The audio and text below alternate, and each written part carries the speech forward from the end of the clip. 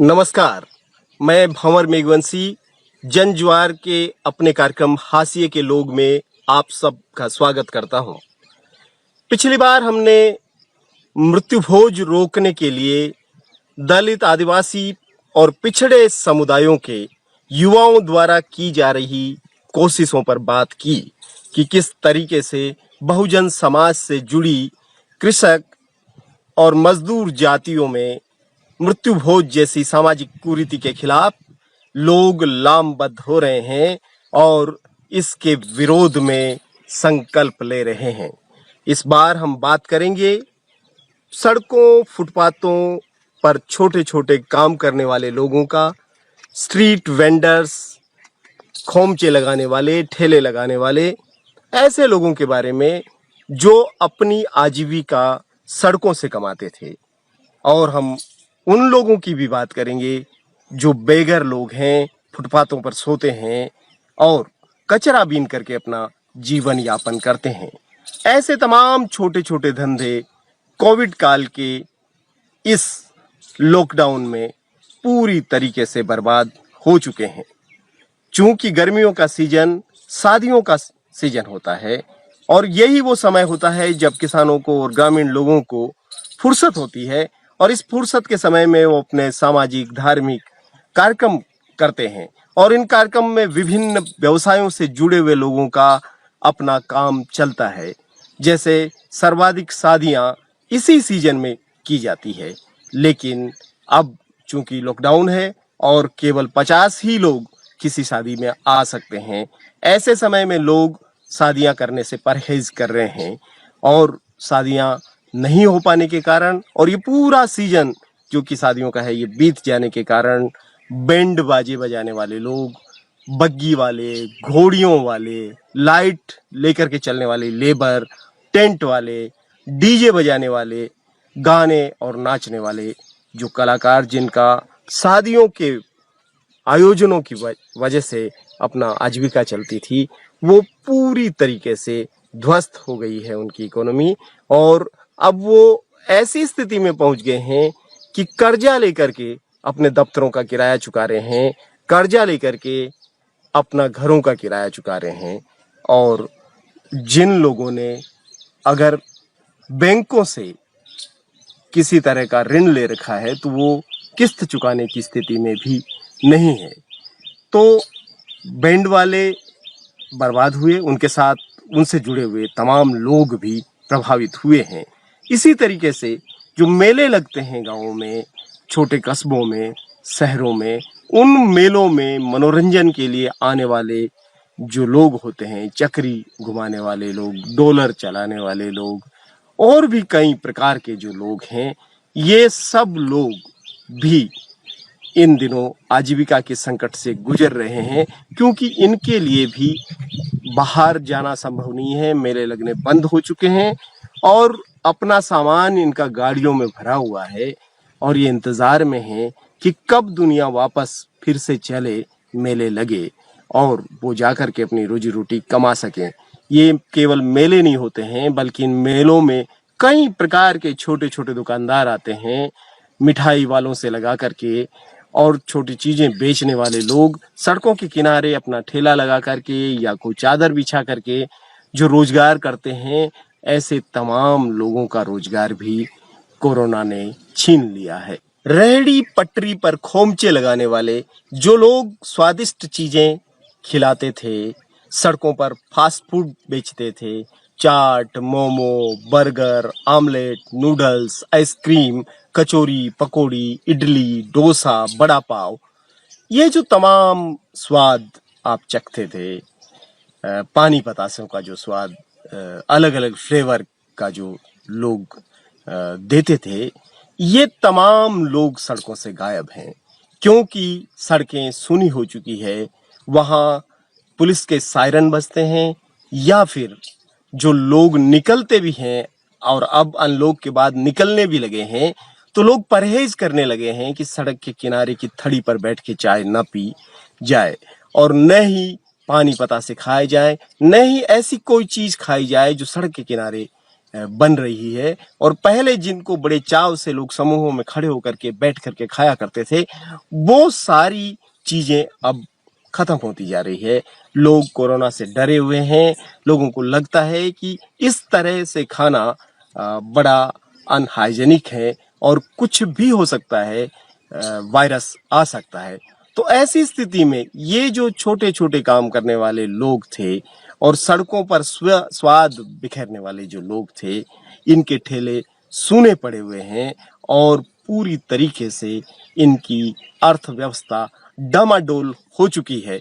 कोई मदद इन तक नहीं पहुंची है। सरकार ने कई प्रकार के लोगों को 1,000 1,500 रुपए देने का वादा किया, घोषणाएं की। अलग अलग राज्य सरकारों ने भी कहा कि हम इन छोटे दुकानदारों को, सड़क पर फुटपाथ पर काम करने वाले स्ट्रीट वेंडर्स को मदद देंगे, लेकिन किसी को इस तरह की मदद मिली हो ये अभी सामने नहीं आया है, क्योंकि ज्यादातर लोग अब अपने घरों में दुबके हुए थे, बाहर निकले हैं और बोलने लगे हैं और बता रहे हैं कि उनके खातों में इस तरह का कोई पेमेंट नहीं आया है।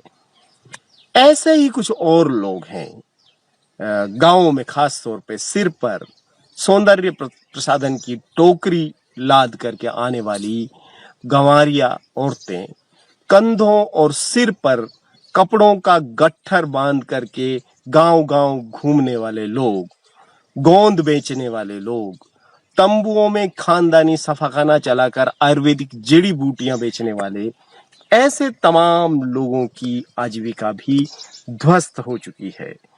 तो शहरों में फुटपाथ पर सोने वाले बेघर लोगों की हालत इन दिनों बहुत खराब है। उन्हें खाना तो मिल जा रहा है क्योंकि कई सारे नागरिक और सामाजिक संगठन उनको खाना दे रहे हैं, पीने के लिए पानी भी दे रहे हैं, इससे वो जिंदा भी हैं। लेकिन क्योंकि कोई रोजगार नहीं है, पहले वो अपना थोड़ा काम करके अपनी जिंदगी अपने तरीके से जी लेते थे, लेकिन अब कोई काम नहीं है, कोई काम देने के लिए तैयार भी नहीं है, रहने के लिए जगह भी नहीं है, आसियाना भी नहीं है। ऐसी स्थिति में ये जो लोग हैं, इनके सामने एक बड़ा संकट खड़ा हो गया है कि वो कब तक जी पाएंगे और उनका भविष्य क्या होगा। बहुत भविष्य अनिश्चित हो चुका है। PUCL से जुड़े पप्पू जी, जो कि भंवरलाल कुमावत के नाम से जाने जाते हैं, वो होमलेस लोगों के लिए जयपुर में काम करते हैं और इस पूरे कोरोना काल में उनकी पूरी टीम ने निरंतर लोगों तक राशन पहुंचाया है और उनकी बातें प्रशासन तक पहुंचाई है। उन्होंने जंजवार के लिए कुछ बेघर परिवारों से बात की, उन लोगों से बात की जो कचरा बीन करके अपना जीवन चलाते हैं, और इन तमाम लोगों ने बताया कि कोविड-19 के इस कोरोना काल ने, इस लॉकडाउन ने उनकी जिंदगी को बुरी तरीके से प्रभावित किया है और उनको जो कुछ पहले कमाई होती थी उसका आधा भी अब कमाई नहीं होती है। कुछ लोग तो ऐसे भी थे जिन्होंने ये कहा कि उनके पास अब कमाई का कोई जरिया नहीं बचा है। ऐसे लोग भी मिले जो बरसों से घर छोड़ करके निकल चुके हैं और उनका कोई अब अता पता नहीं है कि वो कहाँ लौटे। ऐसे युवाओं से भी उनकी भेंट हुई जो कंप्यूटर चलाते थे, जिनके पास मोटरसाइकिल थी और जिनके पास थोड़ा पैसा भी था, लेकिन जो लॉकडाउन में फंस गए। उनकी हालत ये हुई कि मोटरसाइकिल भी लोग चुरा करके ले गए और अपने जेब का पैसा भी चुरा करके ले गए।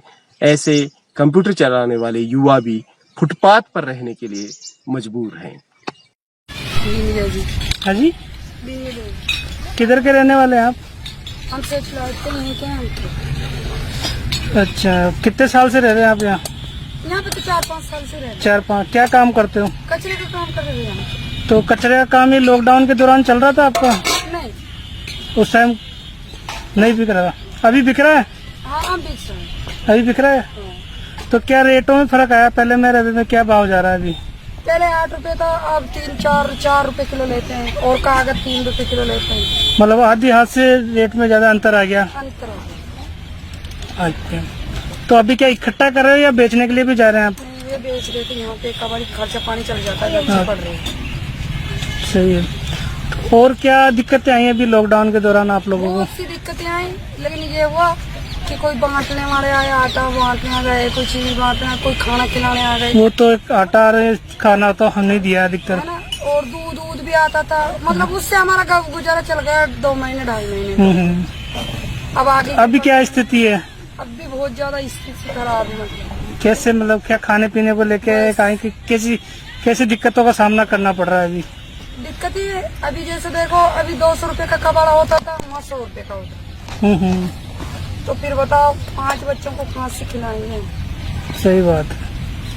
तो अभी सरकार के द्वारा जो 2,500 रुपए मिलने थे, उनका कोई चेक या आप बैंक में खाता आपका? हाँ है भैया। तो खाते में चेक किया आपने? आए चेक करे, एक बार भी नहीं है हमारे, 1 रुपया भी नहीं आया। 1 रुपया भी नहीं आया। सरकार के लोगों ने कोई आके बातचीत की आप लोगों को? सर्वे हुआ कोई? कोई भी नहीं आया। कोई कुछ भी नहीं हुआ अभी तक? नहीं। 1 रुपया भी नहीं मिला?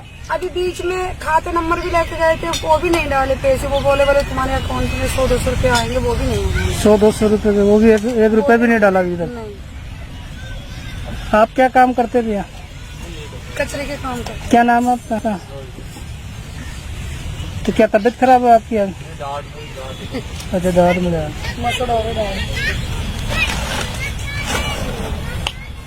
तो ये है जयपुर के बेघर लोगों की स्थिति, जो कचरा दिन के बाद जीवन यापन करते हैं, जिनका जीवन बड़ा दयनीय स्थिति में है।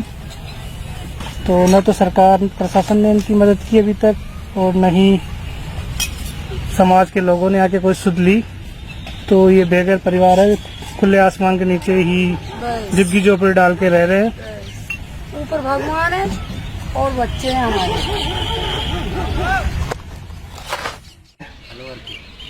इधर जयपुर में कब से हैं आप? यहाँ झालाना ये जो बस ये लोकेशन है, इस पे यहाँ पे रहते हम लोग 3 साल हो गए। 3 साल हो गए। परिवार में कितने लोग हैं? परिवार में हम 5 सदस्य हैं। 5 सदस्य, 3 बच्चे 2 मियाँ बीवी। अच्छा, तो ये जो लॉकडाउन हुआ उससे क्या प्रभाव पड़ा आपके जीवन पे? प्रभाव क्या पड़ा, बस ये खर्चे पानी की इसकी परेशानी, खाने पीने की इनकी ज़्यादा शॉर्टेज आई है, इसलिए परेशानी ज़्यादा। तो सरकार से कोई मदद मिली आपको?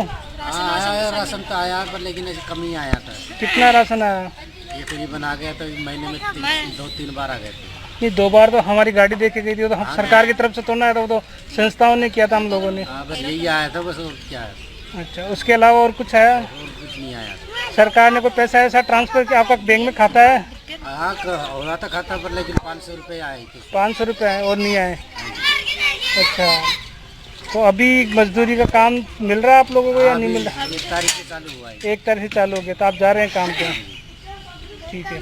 और क्या दिक्कतें हो रही है आपको? और तो कुछ दिक्कत नहीं, बस ये परेशानी थी, बस ये लॉकडाउन थी, आने जाने की परेशानी हो रही थी ज़्यादा करके।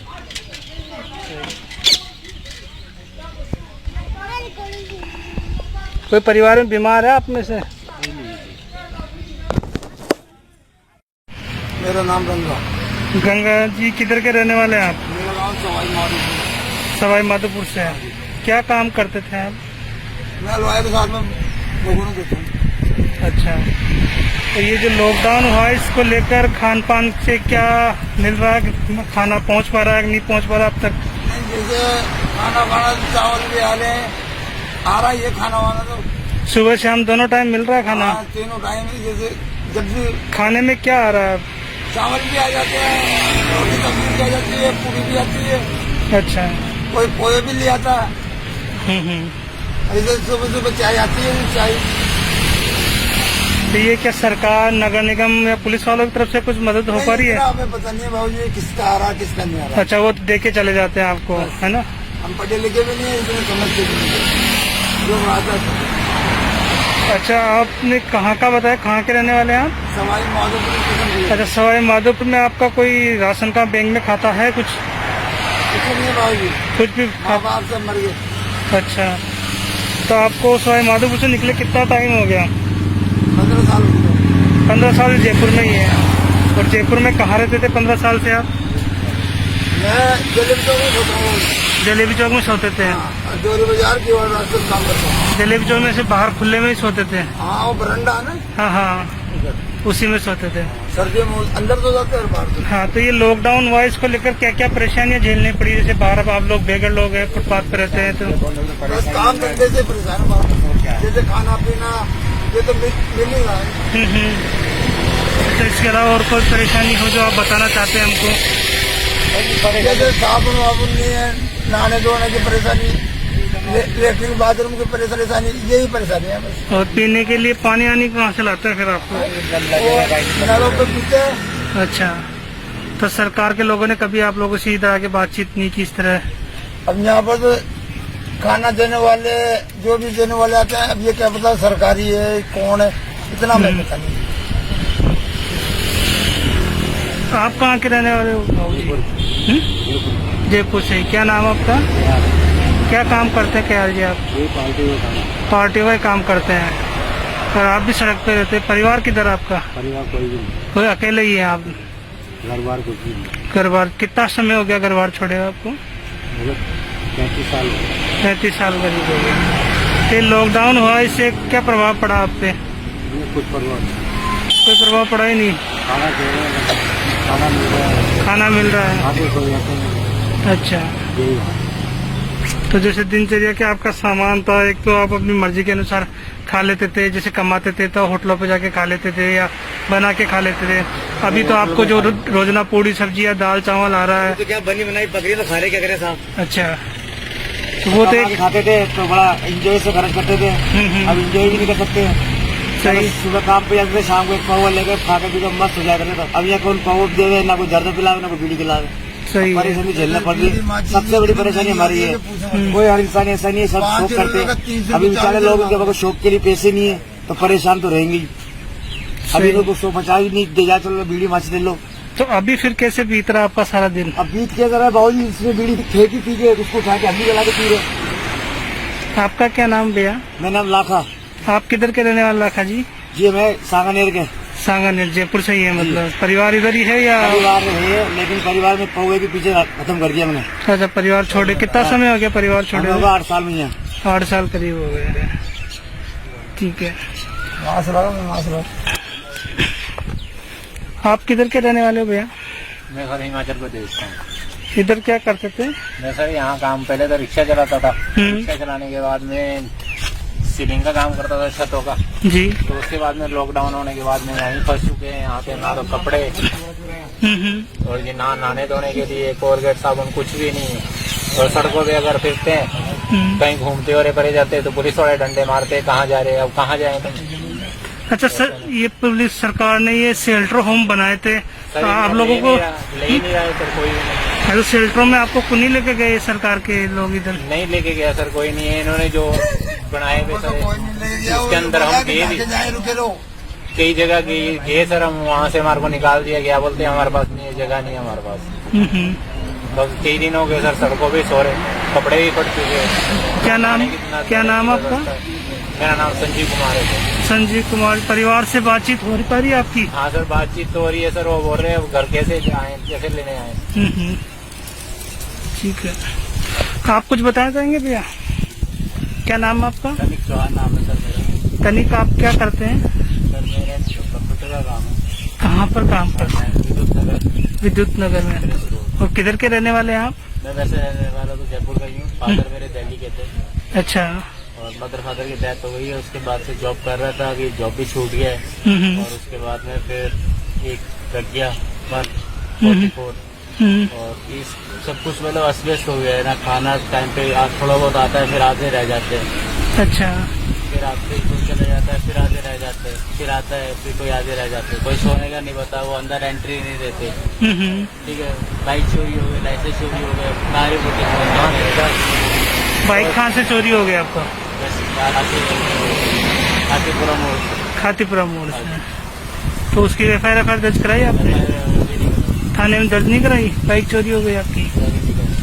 यहाँ पे फिर रातों को सड़क पर सोते हैं, सड़क पर से जेबों में रहते हैं, निकाल भी नहीं जाते। अरे जेबों से पैसा निकाल रहे हैं?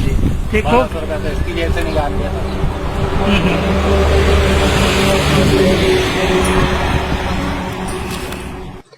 शहरों में जब लॉकडाउन ने लोगों का रोजगार छीना, रोजी रोटी छीनी, आजीविका पर संकट आए, तब लोगों को अपने गांव याद आए। वो पुरखों के गांव जिनको वो छोड़ करके आ गए थे।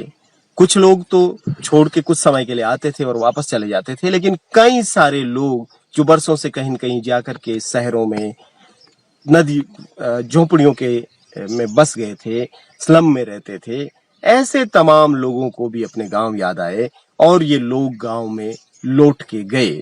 इस रिवर्स माइग्रेशन की वजह से गांव पर बहुत ज्यादा दबाव है। गांव में भी कोई बहुत बड़ा काम नहीं है, वहां कोई इंडस्ट्री नहीं है, वहां कोई रोजी रोटी के साधन नहीं है। एकमात्र साधन जो रोजी रोटी का है वो इस वक्त नरेगा बना हुआ है। तो अगर आप किसी भी गांव में घुसेंगे और अगर आप सुबह सुबह उस गांव में जाते हैं तो आप देख सकते हैं कि हजारों की तादाद में लोग घरों से निकलते हैं अपने सिर पर गैती पावड़ा और तगारी लेकर के।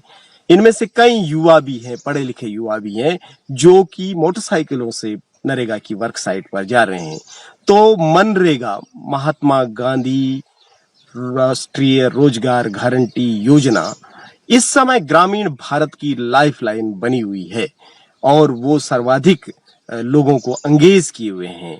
इस स्थिति को देखते हुए सामाजिक संगठन जो कि देश भर में सक्रिय हैं और जिनका राष्ट्रीय मनरेगा मोर्चा बना हुआ है, संघर्ष मोर्चा, उसने और तमाम और सारे संगठनों ने राजस्थान में एसआर अभियान, सारद, एमकेएसएस, राजस्थान असंगठित मजदूर यूनियन, बिहार में जन जागरण शक्ति संगठन, नरेगा वॉच और भी कई सारे संगठनों ने मिलकर के देशव्यापी एक रैली, धरना प्रदर्शन के जरिए ज्ञापन देकर के सरकार से मांग की है कि इस वक्त ग्रामीण भारत की अर्थव्यवस्था को ध्वस्त होने से बचाने के लिए नरेगा सबसे बेहतरीन उपाय है। तो क्यों नहीं नरेगा के जो कार्य दिवस 100 हैं वो 200 कर दिए जाए और प्रति परिवार लोगों को 200 दिन लोगों को काम दिया जाए।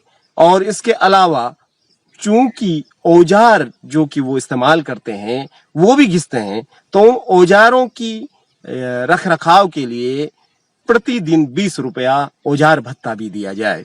इतना ही नहीं बल्कि न्यूनतम मजदूरी को बढ़ा करके 600 रुपए करने की मांग भी बड़े पैमाने पर उठी है। सरकार इस बारे में कितना सोचेगी और नहीं सोचेगी ये तो वक्त बताएगा, लेकिन अगर ग्रामीण भारत ही नहीं बल्कि संपूर्ण भारत की अर्थव्यवस्था को ध्वस्त होने से बचाना है तो उसमें मनरेगा एक बड़ा सहायता का कारण बन सकती है। तो सरकार को इस दिशा में सोचना चाहिए ताकि जितने भी छोटे छोटे व्यवसायों के लोग गांव को लौटे हैं उनका जीवन चल सके। तो आज बस इतना ही। अगली बार फिर एक नए मुद्दे के साथ हम फिर से शनिवार के दिन हाजिर होंगे। नमस्कार।